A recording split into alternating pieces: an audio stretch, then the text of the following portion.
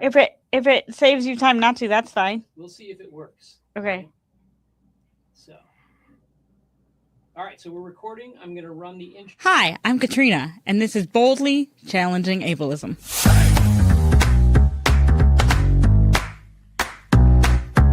I'm your host, Katrina Simons. I'm the Community Program Specialist at the Institute on Community Integration at the University of Minnesota. This program explores various topics that impact people with disabilities in our community. Each episode addresses a different aspect of our society within the context of ableism. Ableism is the prejudice that stems from the belief or belief system that assumes someone is less capable or less worthy because of a real or perceived difference in ability or function.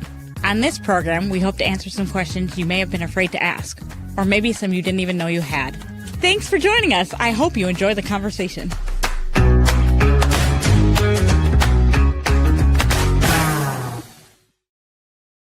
Hi, I'm Katrina, and thanks for joining us on Boldly.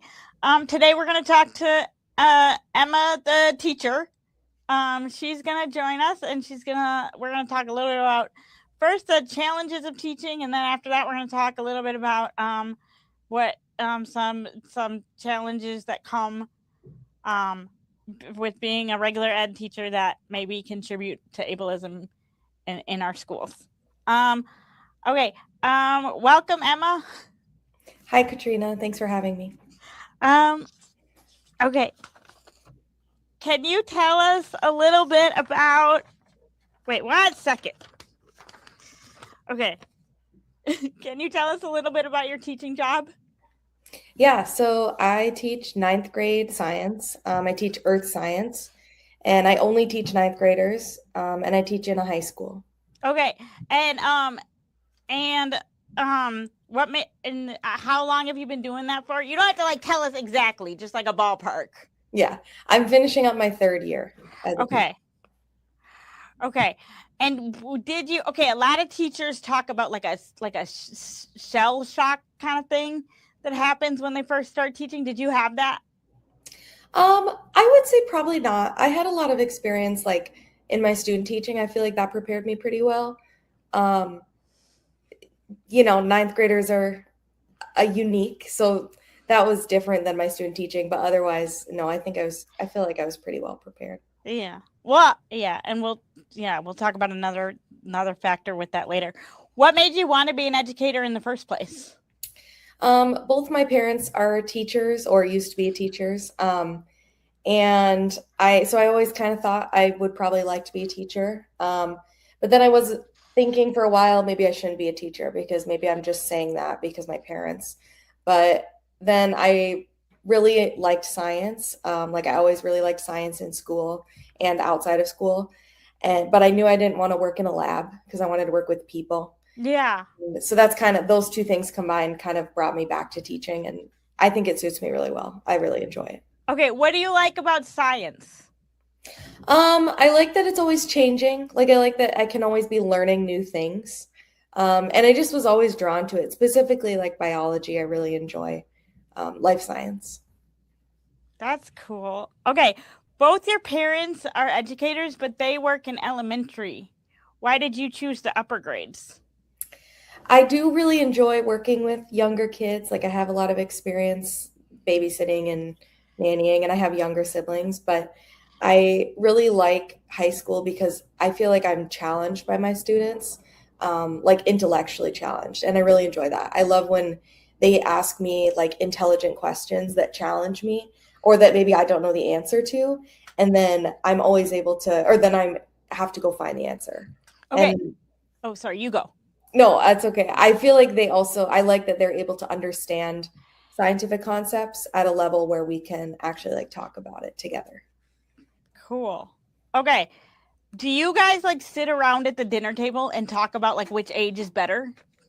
We do sometimes, yeah. We talk about how different they are, but also sometimes how similar they are, because you'd be surprised the similarities between a 9th grader and a 4th grader.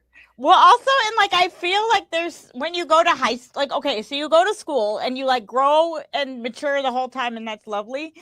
And then I feel 9th grade is such a shell shock for the student that there's almost a little bit of regression. Like Absolutely. it's okay because they end up, adults at the end of it.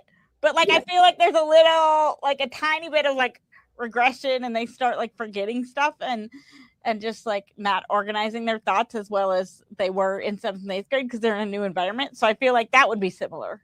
Yes, completely.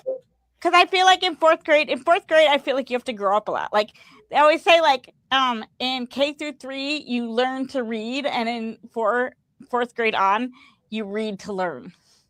That's a good way of putting it. Yeah, so I feel like you both have like that phase because 4th grade and 9th grade. Yes. Okay. Do you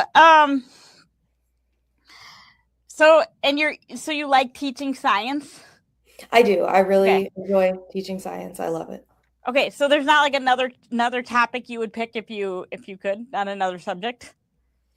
I think if I was ever going to teach a different subject, it would probably be English, but I'm able to still, like, I really enjoy reading, and I'm able to talk about reading with my students a lot because we read a lot of the same books when they're in high school, so I don't really mind. I'm really happy with science. Well, also, like, a lot of really at that, I mean, I don't know because I'm not a teacher, but I feel like at that age, like, you could still have good discussions with your students because you still need them to read the text.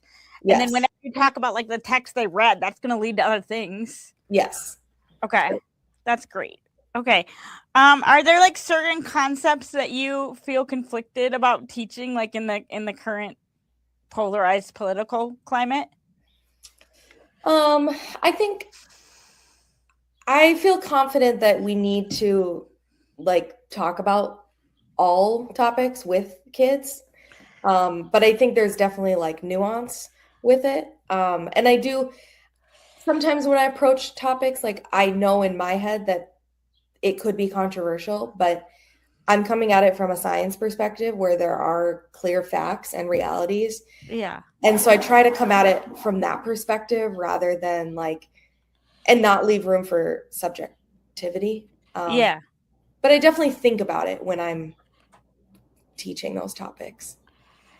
Yeah, I feel like especially in 9th grade, because they don't quite have, like when they're juniors and seniors, I feel like they're a little bit better at like discerning fact from opinion. Mm-hmm. But like 9th grade, I feel like can be a very sensitive age. Yeah, I would agree with that. And also like the education standards, like they're not decided by like they're decided by like a bunch of people, right? So like it's not like if one person is uncomfortable with a certain subject, nobody gets to teach it. It's like you put it up for debate, right? Right. Yes. Okay. There's like a governing body. Yes. Okay. Great. Good to know. Yes. Okay. Have you seen Abbott Elementary? I haven't seen the entire show, but I have seen a lot of it. Yes. Okay. Do you feel like it is an accurate portrayal of challenges that schools face today? One of my other friends is from Philadelphia, and she says yes, but then some of my friends were like, no, that's not accurate at all. Yeah, I would say it's pretty accurate. I mean, it's a TV show, so it's not going to be like, exactly like reality, but I would say it does kind of portray maybe some of the financial problems that school districts experience. But I would also say what I really like about it is that it shows that like there's a really strong community in a school among teachers. Yeah. And I feel like the show shows that really well. And that's something I've experienced in my school too. Oh, good. Okay. I just feel like in my school, there was a thing like they didn't have enough money to buy more paper at a certain point in the year. Like, so we like weren't allowed to use paper, but it wasn't quite like computer time yet. And so paper was still a thing. So then they would like ration the copies, and that was a thing. So I don't know. I like it. Yeah. There's definitely things like that sometimes happen, but I do really like the show too. It's funny too.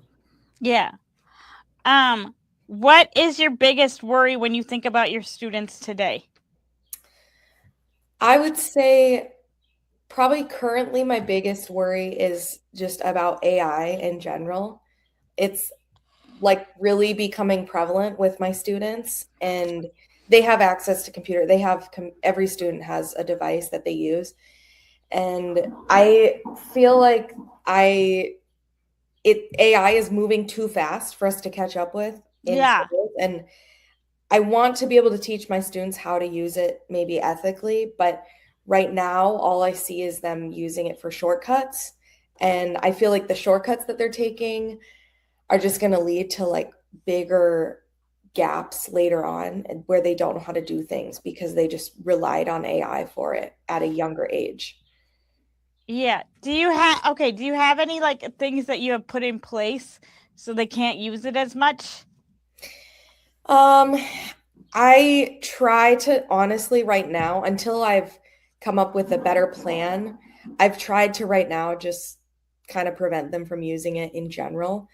Um, I've had a few conversations about maybe what are appropriate uses for it, like, maybe not using it to do all of your work for you, maybe just using it to like proofread something, or you could use it to like I think a great use for it in schools is to get like to study for a test before, like to get practice problems and stuff like that. Like they can Yeah.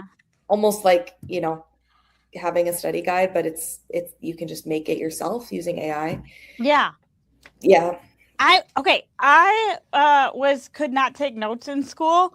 And so if I had had the note-taking capabilities of AI, I don't know, I could have been a doctor. Well, probably not a doctor. That's a little stretch even for me, but I could have done like so much more if I had like a note taker that was the same every time. Because like they would have other students do it, and the students were very kind, but everybody takes notes differently, and so it was never like the same, and so it was hard to follow the notes. So I would have loved the AI note taking. Yeah, that's a really good use for it. And I think that's a great point. There's also other services for that too Oh now. yeah, And I definitely use AI, like some more than I would let my students, yeah. for things like that. Like I do use it for sometimes for like making notes for students, things like that. Well, and I also feel like as a teacher, like you have so much to do that I would imagine it could be very helpful in like the tasks that you have to do, because a lot of it there'd be a lot of repetition, and like you might not have time for that. Yes. Realistically. I think it's really helpful for teachers in that way. And I know a lot of teachers also use it for modifying, like I've used it for translating different things. It can be good for that. Or like a lot of teachers use AI to modify the reading level of like a text. Yeah, It can be really good. So I know that a lot of teachers use it for that too. yeah, perfect. Um, do you think your students feel safe in your school building? I do. I feel like my students feel safe in my building because there's a lot of amazing adults in the Okay, building that make them feel that way and create a really good environment in yeah, my school. that's great. Um, what can we do to support teachers in classrooms today? I would say for the general public, using your vote to support schools is really important. Like if you have a referendum or in school board elections, really paying attention to those is really important. I think sometimes people ignore them if they're not um, on like a presidential election year. Yeah, And, but they're really important and they really matter and they can really affect things like our ability to access like educational technology and also class sizes. And that's a huge one. okay. How many students do you have per class? Usually, like I you can would give a say- ballpark. yeah, I would say it ranges from 28 to 35. Okay, and Usually, what would your ideal class size be? I mean, ideal ideal is very different from realistic. I've had a class once of 18 and that was amazing. Okay, But that's 18 is quite small for a high school. That would be hard to ask for. yeah. Did a lot of people just drop out or what? I think it just happened to be that way. Like that might have been the same hour as like band or something where there's a lot of kids in that and then there's less kids, just ninth graders in the school during that hour. Yeah. Okay, so in your okay, you teach ninth grade, but are they with the 10, 11, 12th graders, or are they with the 7, 8s? They're with the 10 through 12. Okay. And Yeah. it's like they don't do they have like their own wing? Some places do it like that. Not really. It's mostly all mixed up. The wings are kind of separated more by subject Okay. rather than by grade. Okay. So like do all the science teachers hang out a lot? Yeah, we do. Okay. We're a And very then close department. okay, and then do y'all like do you have like a rival department? No, I'm just kidding. No, I think we all mix pretty well too. You don't have a field day for the teachers? That would be Where really fun. you could all have like play tug of war together or something. That would be a great idea and have like matching shirts for each department. Yeah. I And love like that idea. y'all could come up with like your own slogan.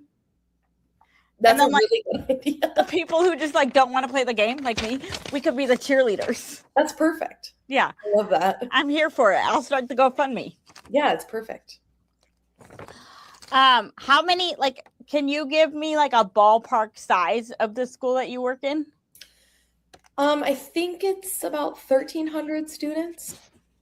Okay. And how many people were at your high school? About the same. Okay. So do you think that's like a good high school size, or would you like smaller or bigger?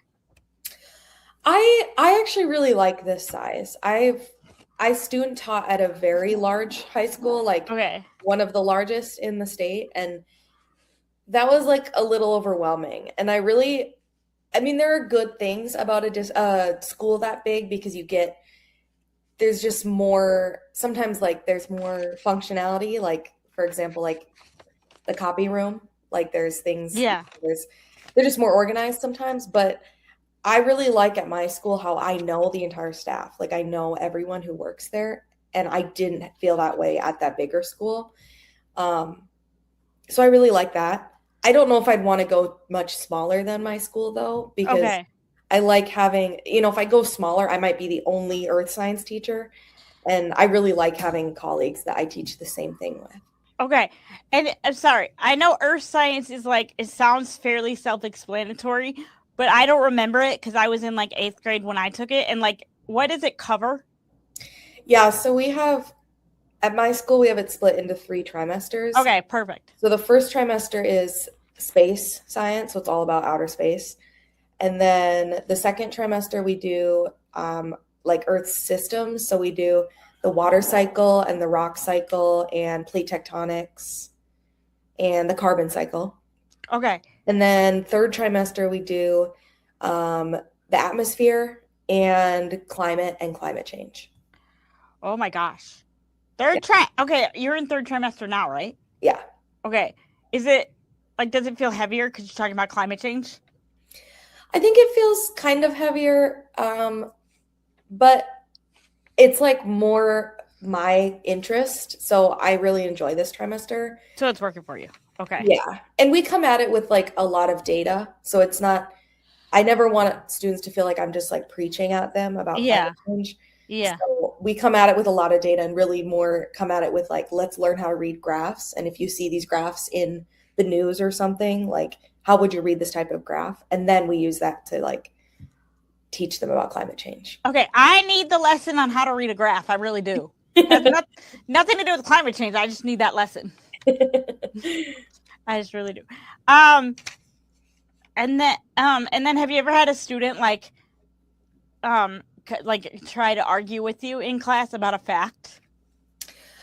Definitely, yes. Okay. That does happen. Okay. And was it like a compelling argument, or was it like not even compelling? Sometimes they're compelling. Usually they're arguments I've already heard, like on the news or social media and just in the world. So yeah, sometimes they're compelling, but sometimes they're not. Okay.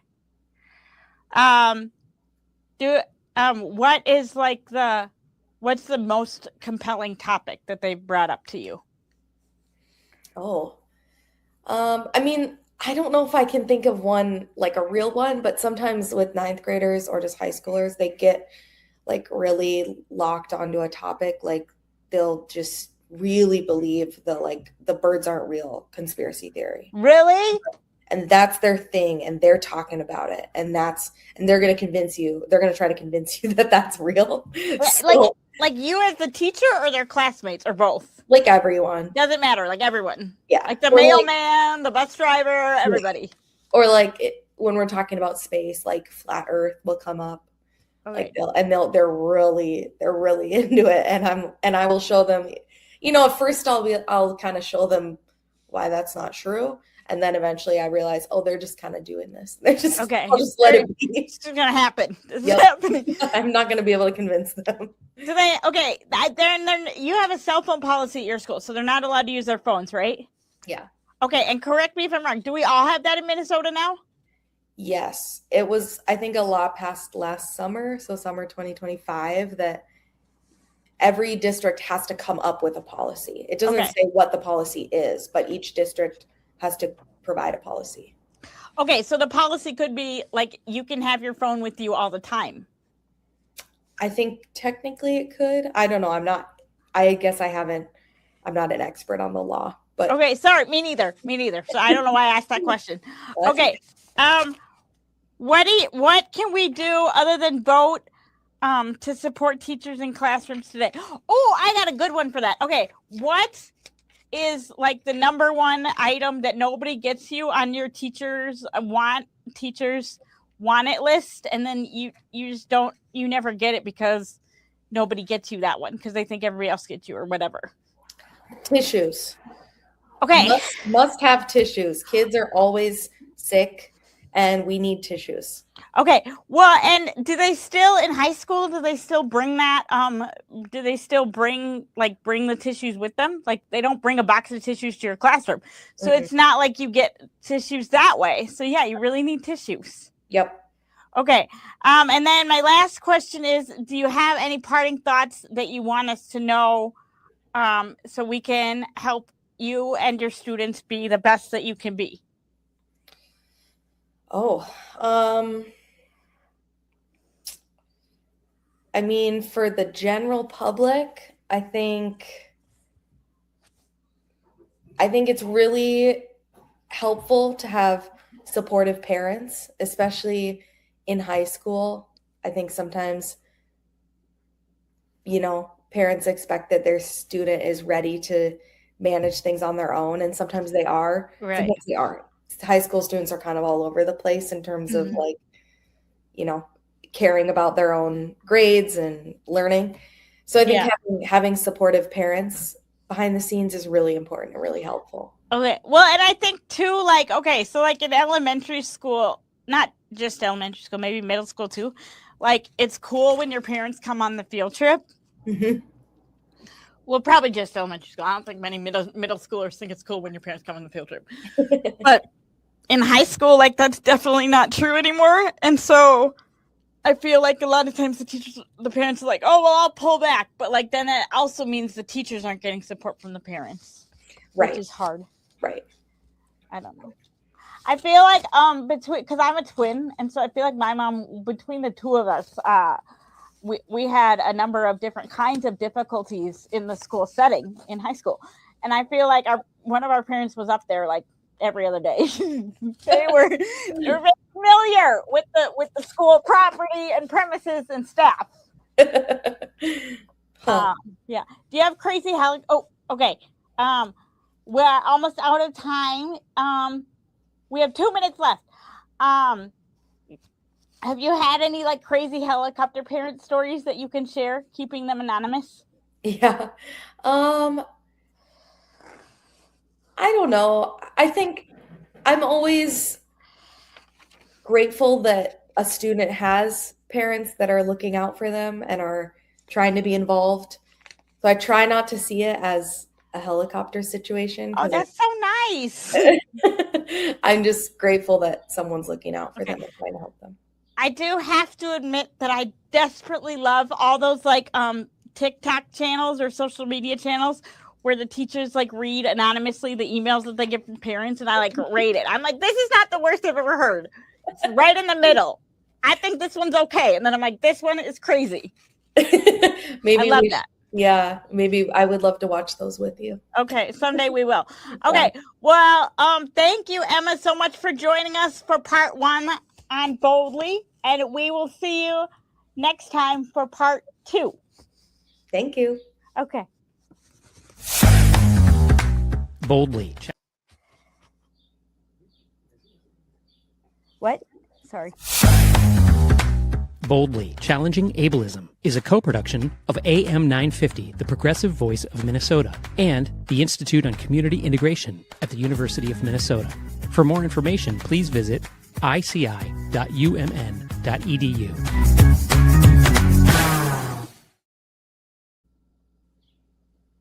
Okay. I'm going to end this recording. Okay.